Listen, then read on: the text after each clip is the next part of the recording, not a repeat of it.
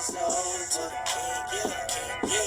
I told ya, taking it over.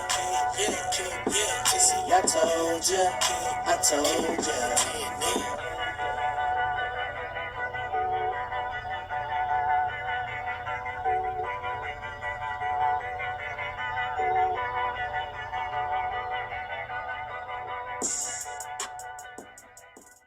Hey y'all, it's Berta coming to you guys today live from the couch.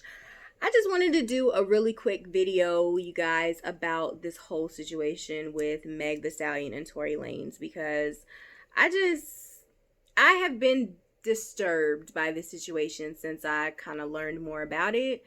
So I felt like I needed to address the situation for sure. Definitely, before we get into it, make sure that, while you guys are here, if you're enjoying this video, that you give us a thumbs up. And also, definitely want to make sure that you're subscribed to the tribe so you don't miss out on any other content here at FiercelyV. And also, at the end of the video, definitely let's get in the comments and let's talk about this topic. Other than that, let's get into it. So if you guys are not aware of this whole situation between Tory Lanez and Meg Thee Stallion, apparently over the weekend there was a pool party. I believe it was at Kylie Jenner's house. Apparently Meg Thee Stallion and Tory Lanez were at that pool party together. I don't know if it was like a dating thing or just a friend thing. Who knows? Who cares, to be honest? But whatever the case, they were there just hanging out, having a good time together. So somehow Tory Lanez ends up firing a weapon that he had, and Meg Thee Stallion ends up getting shot. When the story first came out, it was kind of like, oh, there was an altercation. So they had Tory Lanez mugshot and was like, Tory Lanez was arrested, firing a weapon, and it was just kind of, the information wasn't very clear. It was like there was some sort of an altercation. Meg was in the car with him. Somehow she hurt her foot during the altercation. And so, it was just like she hurt her foot, Then it was like, oh, she actually had a gun. She actually was shot.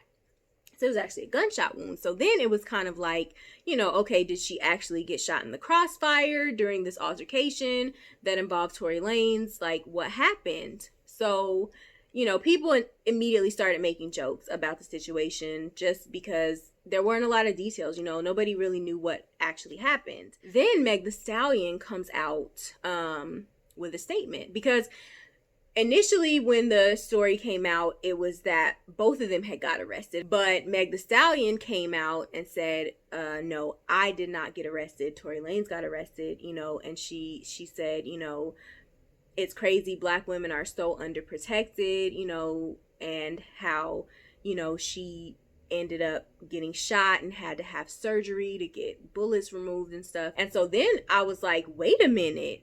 So he shot her. And not on no, I'm trying to shoot somebody else and you're in the crossfire. Like, he shot her.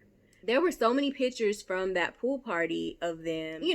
They had went live and stuff, and you saw everybody in the background having a good time. How do you get from being cool with somebody at a party to them shooting you? We talk a lot about Black women being, the most unprotected group, and we talk a lot about how Black men need to protect us. And we've seen so many situations where that is not the case, and where instead of protecting Black women, Black men are the ones causing harm to us. Some weeks ago, we seen videos of Black men throwing a Black woman in a dumpster. We seen a video of some crazy ass Black man hitting a Black woman in the face with a skateboard and knocking her unconscious.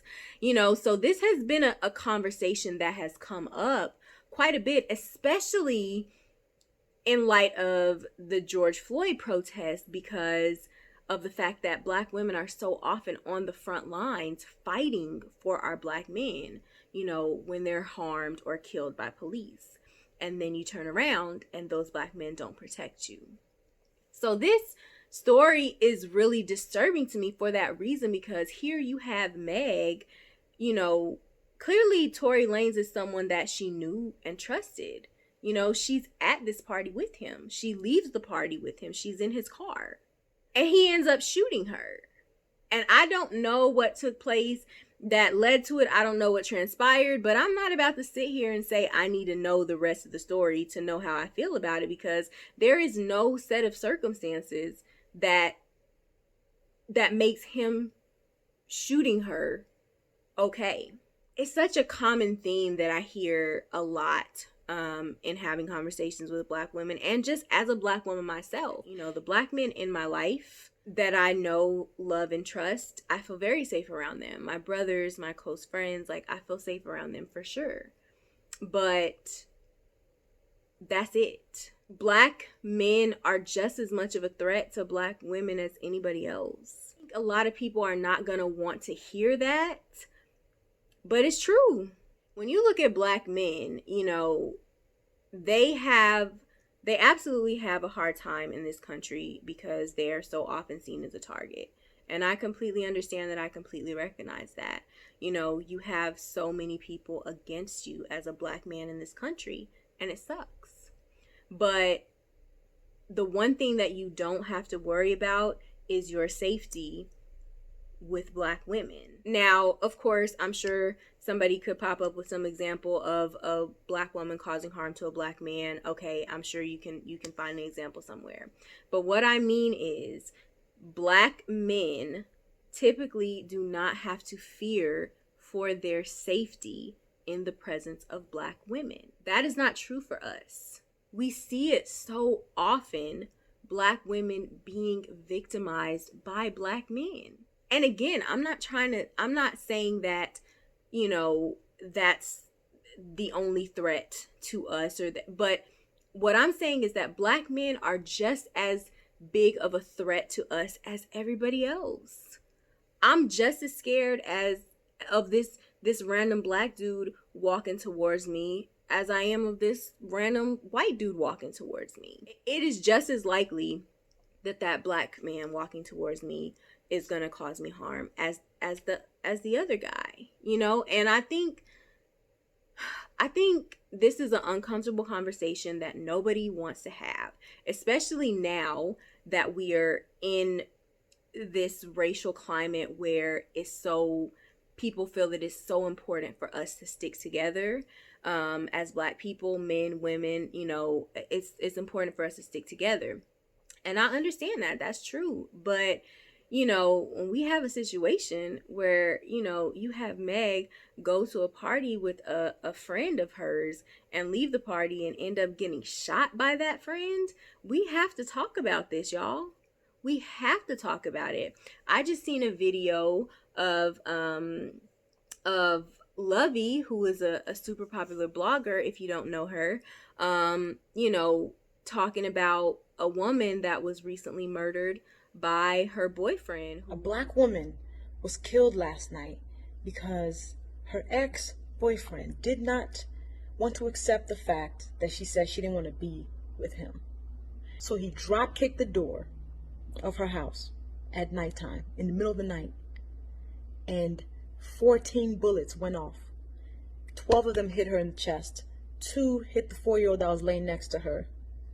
One of them grazed the 4-year-old's face, the other hit her in the shoulder. The woman is now dead because a man felt like if he couldn't have her, nobody else could.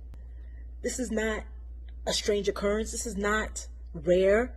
It happens way too often. And for Black women, we're constant victims of it. So I get up here and I say, Black men as a collective, y'all got work to do. Because we often don't feel safe by you. We don't feel protected by you. As we y'all protect Black women, it's an affirmation for us. And it's a demand that is not being met. And a man comes on my platform to tell me I'm being bitter. Me, I'm being bitter. By saying that Black men have work to do. Because you know what happens when Black women challenge our men? We get called bitter and angry. We get told to stop being bitter because clearly we must just hate them. Which is why we're saying these things. To challenge them. Because honestly, to love you is to challenge you. If I leave you alone, that means I don't really mess with you. And I say Black men as a collective have work to do because when something racist happens in the news, we don't say, oh, it's just that one white person. We know it's a part of the oppressive system. We know it's part of that. So why is this different? Why is it different that when we wouldn't challenge black men, we're told that, oh, it's just that black man who did it? We always get the dude who goes, well, you know what? Let's not generalize. Oh, okay. So when it comes to you, it's the exception, right? I'm married to a black man. My brother is a black man. My father is a black man. My whole life, I'm surrounded by black men, and I'm bitter. If holding you accountable to growth is being bitter, then I'll be bitter. If holding you accountable as a collective, fellas, is bitter, then I'll be bitter. It's not enough that you're not doing the harm yourself. You actually have to do the work of being anti-sexist, anti-misogynist, because it's not enough to be like, I'm not the rapist, I'm not the murderer, I'm not the gaslighter. That's not enough. You don't get a cookie for that. That's the minimum. Yes, I get it. Black men have to face the racism thing. Yes, big. Black women, we're not just facing racism. We're facing racism and misogyny.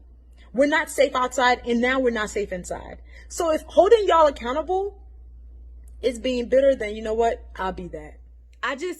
I'm very disturbed by this situation. And, you know, people have a lot of feelings towards Meg Thee Stallion. And, you know, I really hate that people let their, you know, feelings about her twerking or, you know, what she talks about in her music, you know, take away from her humanity. Like, this is a young girl. She's in her very early 20s. You know what I'm saying? She's just being introduced to being famous. She's new to all this celebrity and stuff. And I think it's probably very exciting for her to go to Kylie Jenner's pool party and hang with all these established artists and stars and stuff. You know, I'm just glad Meg is okay. I hope this is a lesson for her to not just be as trusting and to be a little bit more cautious. Apparently her bodyguard, who is usually with her all the time, but it just so happened he wasn't at this party, he put out a statement and he was like, basically, you know, I wasn't with her this time, but best believe I'm gonna be with her everywhere she goes from here on out, period. So it's good that somebody is protecting Meg because, you know, it's just unfortunate, you know, and even with the bodyguard not going, you know, I can see him being like, you know, okay, well, you're gonna be with your friend Tory, you know, you're gonna be with another black man, so you're gonna be safe. You know what I mean? It's just that idea that, you know, you would think, you know, okay, my bodyguard can't come with me, but I'm gonna be with Tory. You know what I'm saying? Like, I'm gonna be with this black man. I should be safe. And she wasn't. And that happens too often. The jokes, they ain't hitting at this point because it's not funny. It's not funny that this young girl went to a party with someone who was supposed to be her friend and that friend ended up shooting her. That ain't funny. Tory Lanez is canceled. It's a wrap. There's no explanation that makes what he did okay. Just chill with the jokes. It's not funny that a black woman was shot by a black man. I don't care if it was in her foot, in her pinky toe, in her pinky finger. I don't care where she was shot. It's not funny. This is a conversation we need to have. Black women should be protected by black men. And too often they're not. And it sucks. If you've enjoyed this video, definitely make sure that you give it a thumbs up. And also make sure you're subscribed to the tribe so that you don't miss other videos that are coming. And definitely make sure that you check out the last episode of But I Digress that was posted and the other episodes of But I Digress as well. And yeah, let me know your thoughts in the comments. And if nothing else, I'll see you in the next video. Bye.